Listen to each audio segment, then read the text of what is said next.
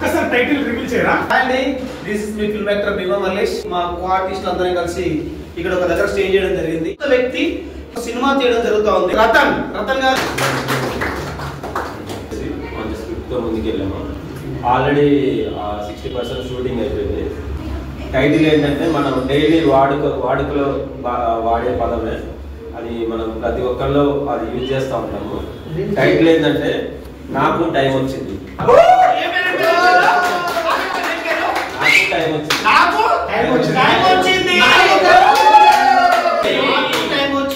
చాలా బాగుంది title brother. ఆ టైటిల్ కూడా మన స్క్రిప్ట్ కి కరెక్ట్ గా యాప్ట్ అవుతుంది.